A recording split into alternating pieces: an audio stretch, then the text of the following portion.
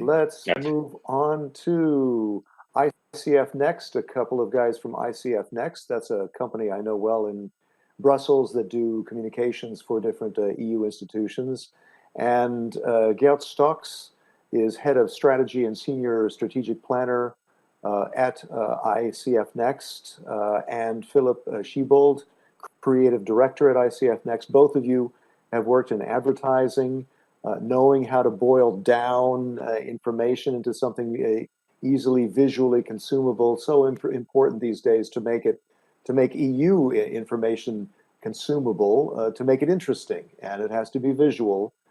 So the title of this is "Don't You See It? Why Data Don't Tell People Much?" Because unless you make it tell a good story, and how do you make data come alive? How do you make it concrete? Tell us about that, Geert and Philip, please. Thank you.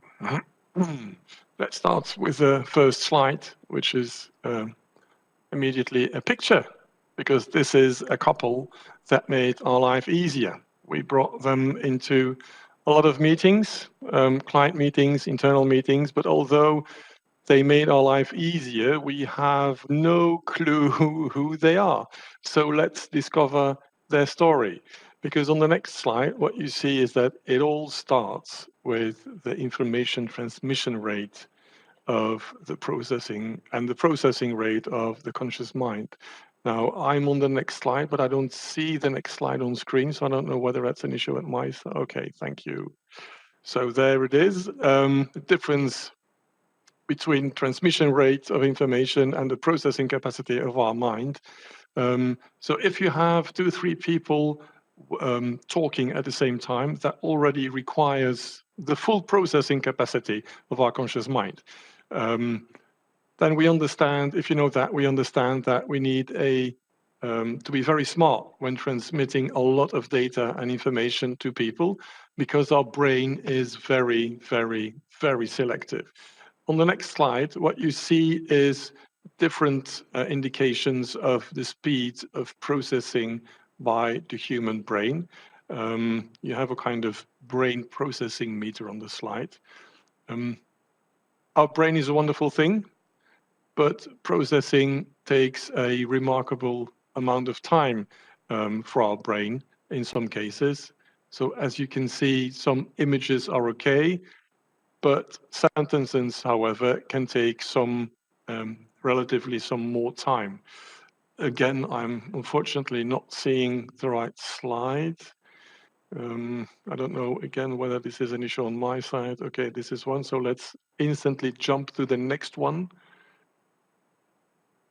So knowing that we have different speed of processing, that images can be processed quickly, but 8-word sentences are more difficult. We know that, we understand that the point is that our brain wants to use its energy at a maximum efficiency. As soon as it notices that the transmitted volume of information is too big or too complicated or too difficult to decode, it stops trying. So let's not call it lazy, right? Let's call it smart. So on the next slide, we put a number. So for instance, when Europe is saying that for the next 6 years, there's a budget of 1.8 trillion euros, our brain stops. No matter how we represent it, it's too much, it's too conceptual. And for most of us, the top of the slide are just numbers. It's about maths.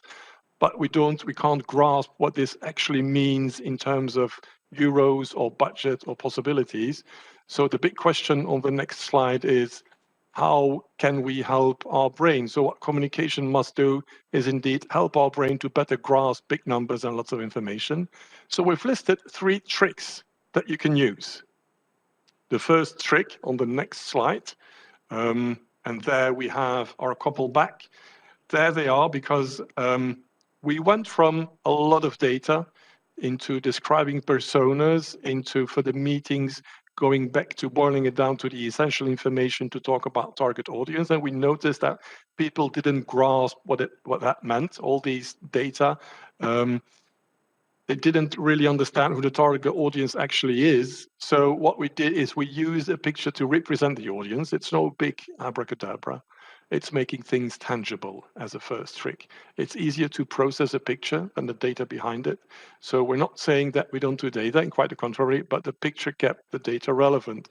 Now, on the next slide, talking about different audiences, imagine that you need to explain this to children. Then you know that 1.8 million, that's a big amount.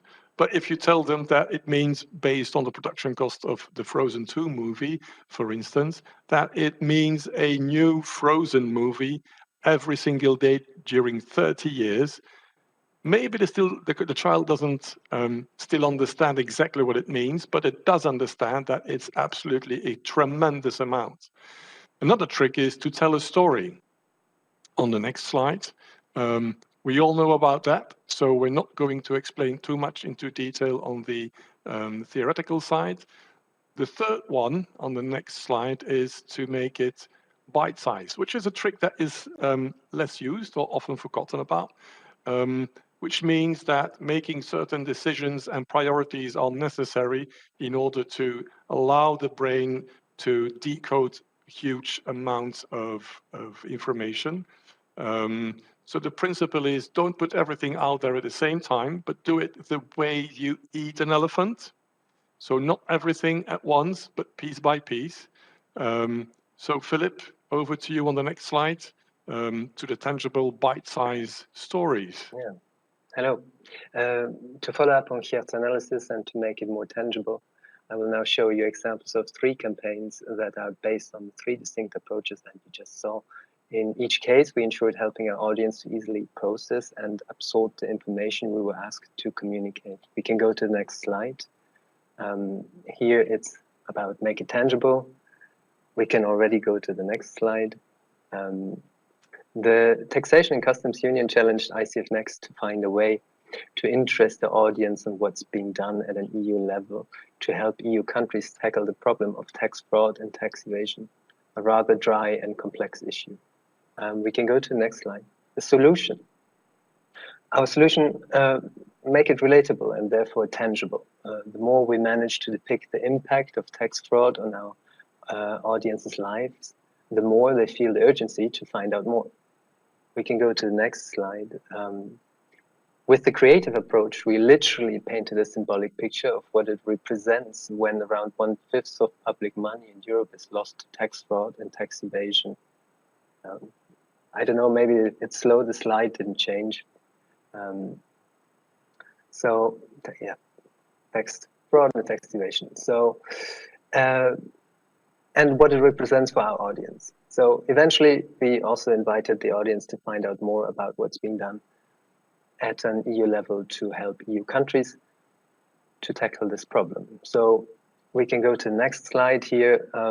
Is the spot we came up with. Fortunately, I don't have the sound. I don't know if that's the same for our audience. I don't hear it on this side. Yeah, that's probably then the case for everyone. No But you can explain it a little bit, the idea of what that is. Well, it was not a voiceover. It's a music. It's a track that accompanies the picture. So it's not essential to understand it. It just gives, of course, a certain ambience to this video.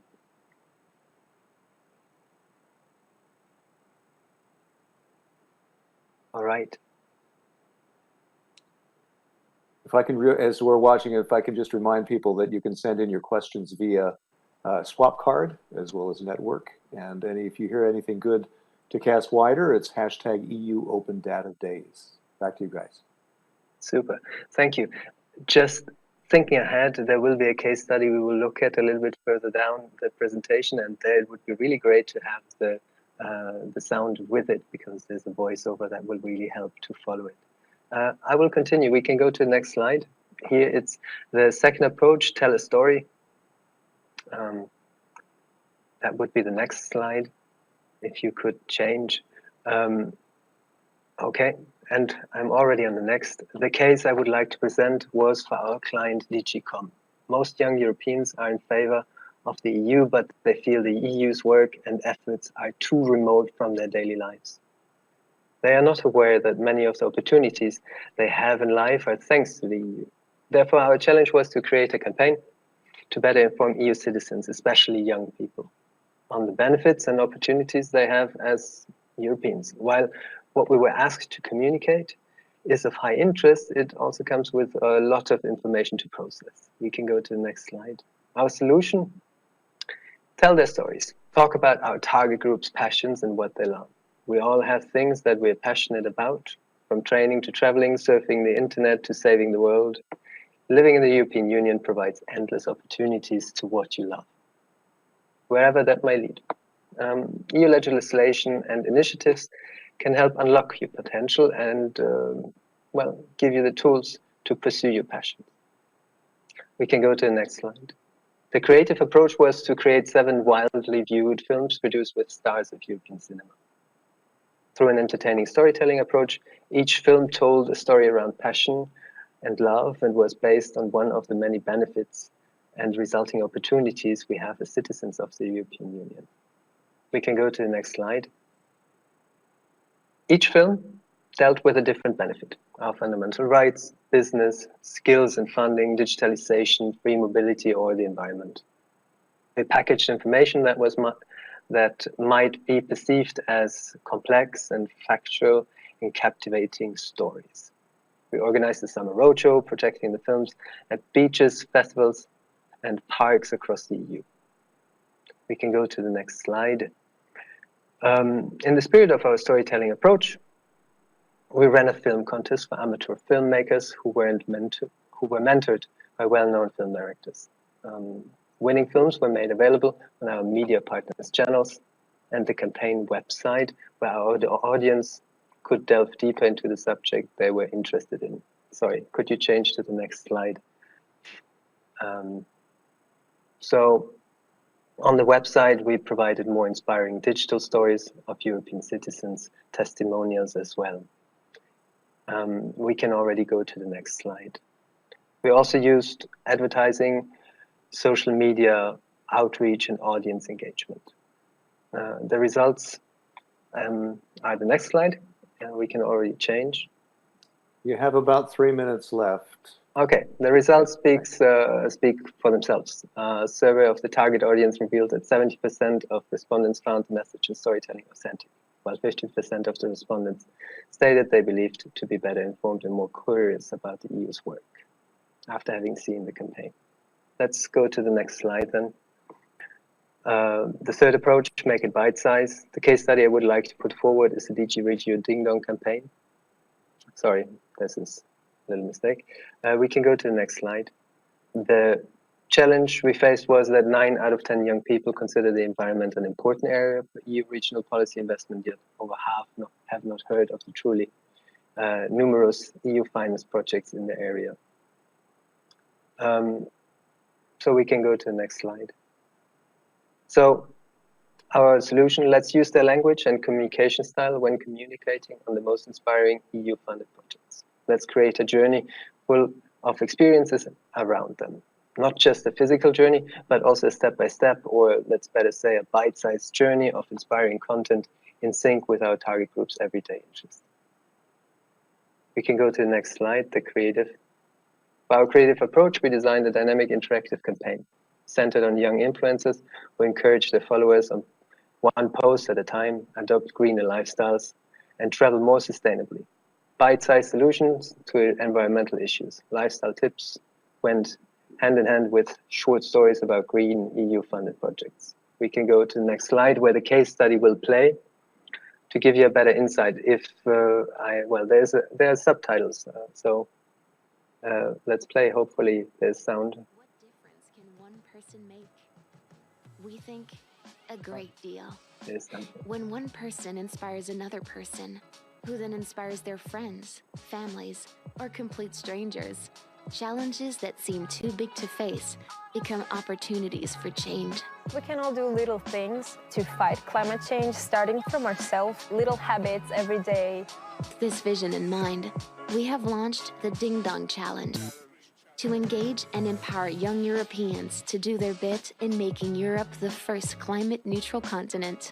We teamed up with 15 local influencers who embarked on green journeys across Belgium, Germany, Greece, Lithuania, and Portugal to explore over 70 green European initiatives. They took on big and small challenges to reshape their own everyday habits, the way they move around, eat, dress, waste, or fight waste. Together with their followers, they saw firsthand that every big journey begins with a single step. Overcome a little challenge and inspire a lasting change. Go to the next slide to not lose more time. The results turned out very good. Our influencers visited 70 projects across 6 weeks, published around 1,377 stories on Instagram with an estimated reach of around 10 million people, with an engagement rate of 2.54%, which is pretty good. We can go to the last slide. So making it tangible, telling a story or making it bite-sized proves to be a welcoming approach when communicating on complex and large amounts of data. For the sake of clarity, we've highlighted each approach through one specific example. However, they don't necessarily have to be used independently from each other, but are often mixed and matched. Each of the presented case studies contains elements of all three approaches. However, they all have one dominant approach, allowing us to efficiently communicate the data at hand to the desired target audience. So, thank you. And great. Thank you very much. Thank you so much. Thank you to Geert and Philip. We have a question, and there's also a comment saying, great video campaign. And quite a few people are giving thumbs up on that one. So a lot of kudos on your videos. Really great. I've been enjoying them as well. You know, as a journalist in the bubble, in the Brussels bubble, it's always a challenge to make things visual. It's a visually challenged kind of a milieu because there's a lot of data, there's a lot of facts, there's a lot of legislation. How do you make it interesting for people? And I'm sure part of what you do must be also aimed at the media itself, right? To make them stimulate their interest and give them infographics and things that they can use, right? That they can put on their newspapers or TV. That's correct. Yeah. How much is what you do aimed at media itself? In general, I mean, it really depends on what we are asked to do and on the nature of the campaign. But when it comes to a larger campaign, it's always envisioned to also have create an asset that will create a certain interest also among media. It will help us also to cover more ground, as budget is, of course, always an important factor when having to talk to that many countries with one campaign. Here's a question from someone. Do you have information about data visualization literacy in schools? Is it part of their syllabus? How much do you work with schools? We work quite often with schools in a sense that, you know, it's there are intermediaries towards a younger target. But I think it depends on, I mean, yeah, schools is a huge term, you know, it's a tremendous difference in age from beginning and the end of school. So it depends on what you mean by schools. I think that data visualization as such is mostly done in higher education or treated in higher education, because in order to be able to visualize them, you also need to have the right level of understanding what these data are and what they exactly mean, and then you can still tell a story. If you are not able to dive or don't know how to dive in the data and then tell the story, it's impossible to start visualizing them. Or if you don't understand, you know, how you can put them in different chunks, that's also a way that we do it. So you need to have that ability. So that's later on only in school. Okay, I have a number of questions here lining up. How do you assess the impact of these campaigns? Are new ideas ongoing, or do they evolve and develop according to the impact? Yeah, what we always do is is pre-testing, to be sure that the idea that we initially have on how we would, make it tangible and bite-sized for audiences, whether that indeed, whether it works, whether it achieves the objective that we want to have. Based on the input that we get and the feedback that we get, we optimize. But then depending obviously on the period and the length of the project and the campaigns, we do intermediate measuring. We analyze the input that we get from different sources. Like, for instance, websites give you a permanent view on analytics and how things are working. And then at the end, we also do post-testing surveys, depending on the specific objectives that we have. But the point is that we never consider a project as a standalone. We also consider that as an important learning factor for the next project.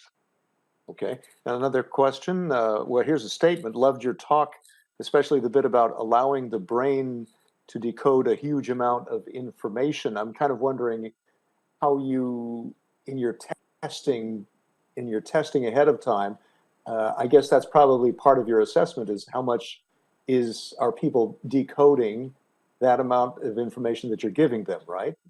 Yes. And, the point is also not to have expectations that are too high, because we know that it's very difficult. Because secondly, we also know that we're in a business where people quite often are not waiting for our information. And thirdly, also because we know that depending on the target audience we're talking to, the kind of brand flag or whatever logo that is featuring on our communication is not necessarily, a trigger to dive deeper into these data. Sure. Okay. Yeah. Philip, did you want to add anything to that? I didn't want to add anything to this. Okay, good. Let me ask you. Let's see. What would be the one improvement point to improve the Commission's communication to the EU citizen? What would you suggest? Put you on the spot. Okay, adding up and kind of, also an answer to the previous question. Yeah. The big challenge is at some point, as you said in the introduction, there is a lot of data, there are a lot of information that we potentially can put out there. We know that it's impossible. So the point is, and that's a difficulty, is making decisions, making, choices. And even then, I used to live a period where I said to my clients, the most difficult part is making the choice. Once you've made your choices, life is easier. Meanwhile, I've experienced that the most difficult part is sticking to your choices, which means that you need to make priorities and you need to stick to these priorities. And we all know that at some point we are communicating. So while we're at it, let's put this and let's not forget that, etc., etc. But what we always try to do is explain to everyone that is involved, internally or externally, is that, the more things you add, the more you are diluting the impact of your communication. That's true. Yeah, That's true. I totally agree. I'm so sorry. I have to. Yeah, you agree. Good. I have to wrap this up. I'm so sorry. So people can shift back to the plenary. But thank you so much.